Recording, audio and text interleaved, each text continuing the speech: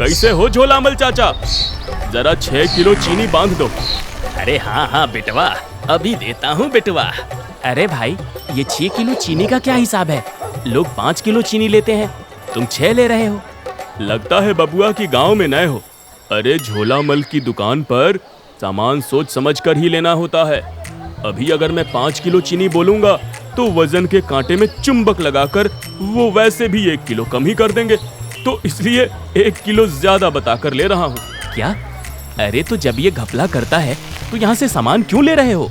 अरे भाई ज्यादा ज्ञान ना दो, अगली दुकान सीधा 10 किलोमीटर दूर है। अब इतना दूर चलकर कौन जाएगा, इससे अच्छा यहीं से ले लूं। झोलामल अपनी दुकानदारी के लिए पूरे गांव में मशहूर था। वो खुलेआम घपला करता था और कोई उसे कुछ कह भी नहीं पाता था। ऐसा इसलिए था क्योंकि गांव भर में एकमात्र किराने की दुकान बस उसी की थी।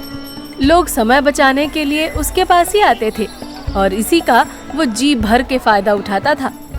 रात को दुकान बंद करते वक्त झोलामल चाचा पैसे गिन रहा था और उसके नौकर सारा सामान बाहर ठीक कर रहे थे। आजकल मैं इस दुकानदारी से ज्यादा खुश नहीं हूँ। लगता है कि मेरे पीठ पीछे तुम लोग अच्छे से काम नहीं करते हो, काम चोरों। हाय हाय सेठ जी, ये आप क्या कह रहे हैं?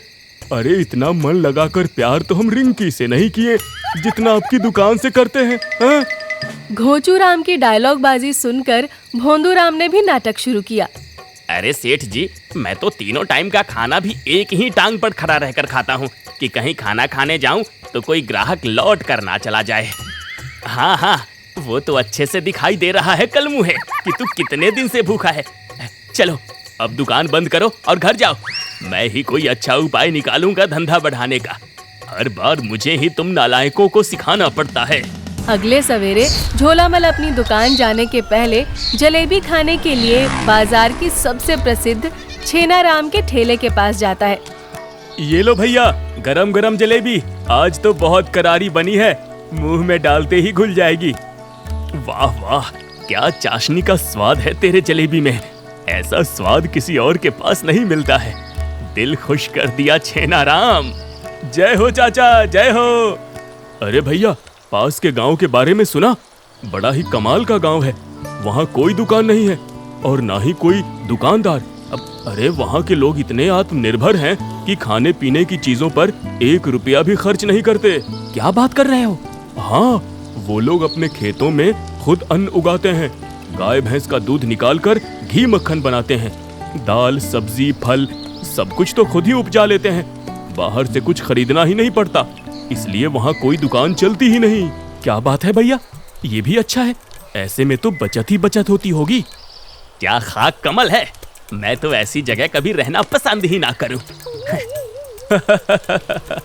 अरे आप क्यों करेंगे, आपका काम दुकानदारी का जो है, आपका तो वहाँ नुकसान ही नुकसान है। बातचीत करने के बाद जलेबी खाकर झोलामल फटाफट दुकान पहुंच जाता है। फिर झोलामल दुकान में रखी भगवान की फोटो पे धूप बत्ती दिखाने लगा। हे प्रभु, आपसे विनती है मेरी कि मेरी दुकान में जितने भी ग्राहक आए वो सारे अपने जेब भर भर के आए और मेरी दुकान पर ही खाली करके जाए। जय हो, जय हो। इतना कहकर झोलामल धूप बत्ती को बुझाकर वापस रख देता है। हैं? अरे अरे मालिक, ये क्या? आपने धूप बत्ती वापस क्यों रख दी मालिक? अरे भगवान ने उतनी धूप बत्ती में ही मेरी बात सुन ली होगी। अगर रोज एक अगरबत्ती जलाऊंगा तो कितना खर्चा बढ़ जाएगा, तुझे कुछ पता है? बड़ा आया मुझे बताने वाला। निकल इधर से, अपने काम पे ध्यान दे। ऐसे में एक अगरबत्ती को हफ्ते भर चलाता हूँ। वाह वाह मालिक, गजब, क्या बात। अकल हो तो आपके जैसी वरना ना हो। अरे ओ चोर, ये बता कि ये घोंचूराम कहाँ है? उसे सुषमा जी के घर सामान पहुँचाने भेजा था, अभी तक आया नहीं, अकल से पैदल। तभी घोंचूराम हांफते हांफते दुकान पे पहुंचता है। लाई हूं ना मैं इस घोंचू को दौड़ाते दौड़ाते, अपने शेरू को जो इसके पीछे छोड़ा था। एकदम सही समय पे पहुंच गया और मैं खुद भी। अरे क्या हुआ सुषमा जी, आप इतना गुस्से में क्यों हैं? इसने सामान ठीक से नहीं पहुंचाया क्या? झोलामल, अब बहुत हुआ, आज तो महाभारत होगी, महाभारत। और कैसा सामान लाया है ये सुपारी, अरे इसे खाकर तो मेरे दांत टूटने से बचे हैं। पूरा मुंह दुख रहा है, बोल भी नहीं पा रही ढंग से। गलती सुपारी की नहीं है बहन जी, सुषमा जी। अब ये तो साफ है आपके दांत कमजोर हो गए हैं। अब आप रुकिए, फिक्र मत करिए। अरे भोंदूराम, मेरा मुंह क्या देख रहा है? जा जरा वो नया वाला टूथपेस्ट निकाल तो। भोंदूराम दुकान से एक नया टूथपेस्ट निकाल कर दे देता है। हाँ, ये लीजिए, इसे रोज इस्तेमाल करिए, फिर आपके दांत लोहे जैसे मजबूत हो जाएंगे। मेरा ग्राहक भगवान समान है। वाह क्या बात है, तो अब मेरे दांतों की ही गलती थी। अच्छा मजाक है। सुषमा बड़बड़ाती हुई वहाँ से चली जाती है। वाह वाह मालिक, क्या तेज दिमाग है आपका। चाचा चौधरी से भी तेज दिमाग है। अरे मेरे दिमाग को छोड़, तू बता, तू इतनी देर कहाँ मर गया था?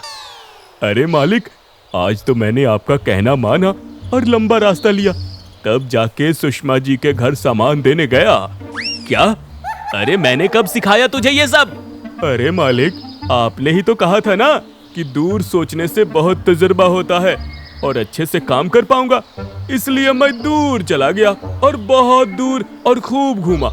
और तो और एक बारात भी मिल गई, उसमें नागिन डांस भी किया, बड़ा मजा आया।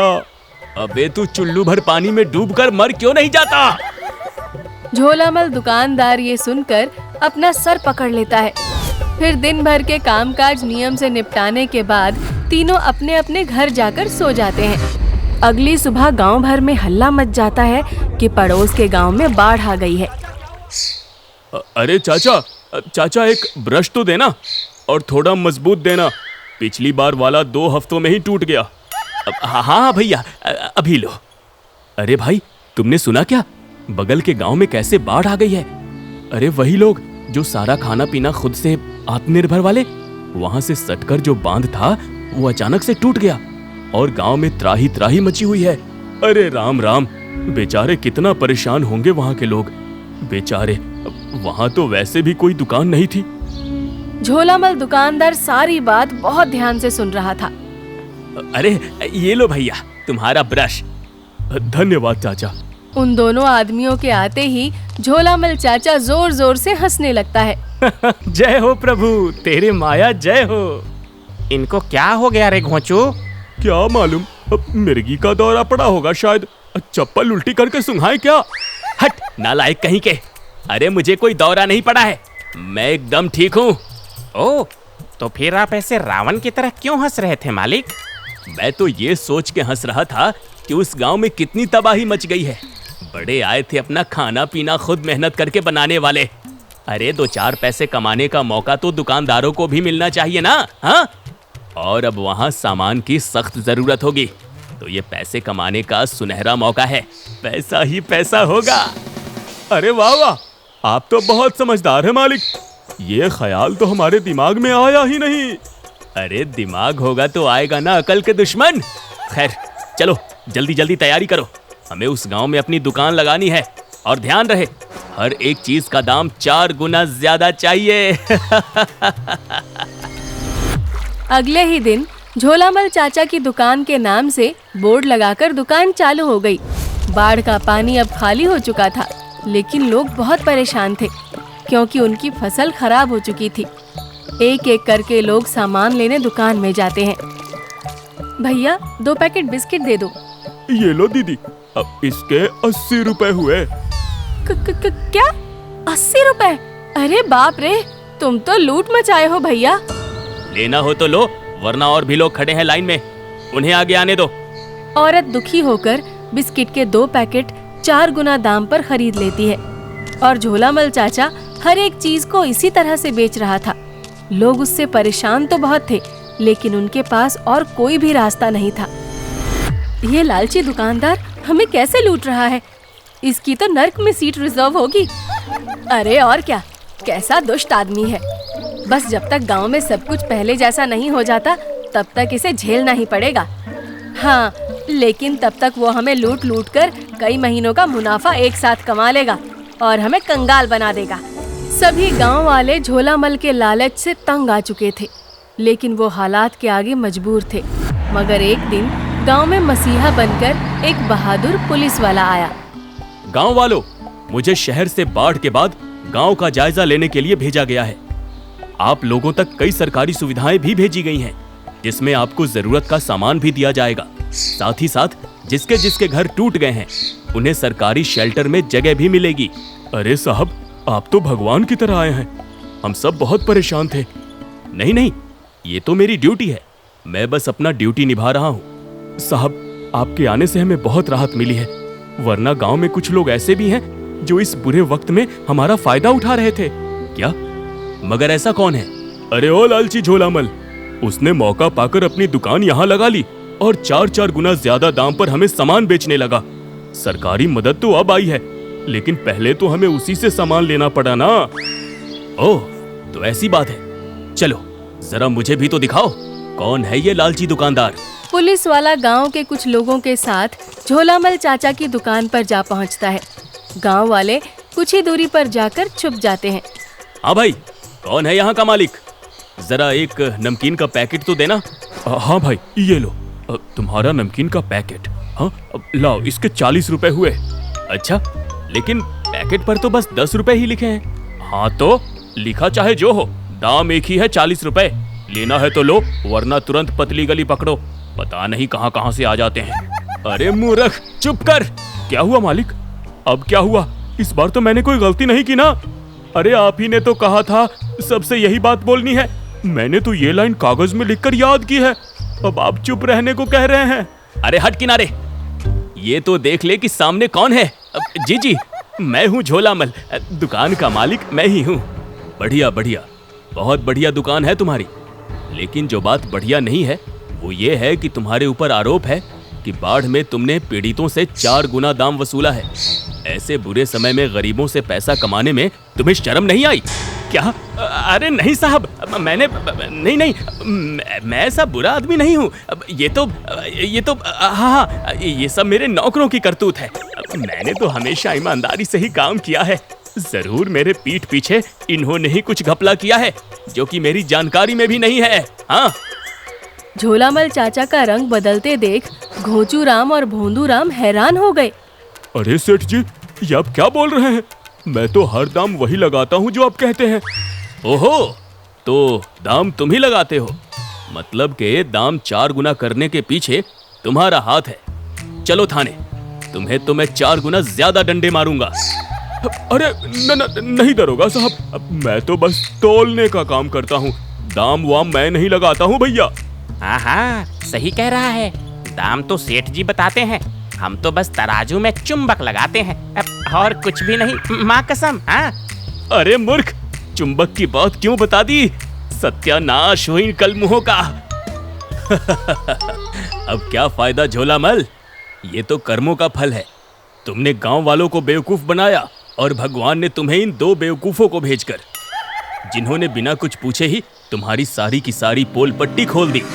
आहा, पकड़ा गया, पकड़ा गया। अरे सही हुआ, पकड़ा गया।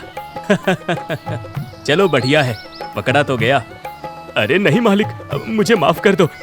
बस एक और मौका दे दो। अब दुकानदारी ही छोड़ दूंगा, खेतों में जाकर हल चलाऊंगा और उसी से अपना गुजारा करूंगा।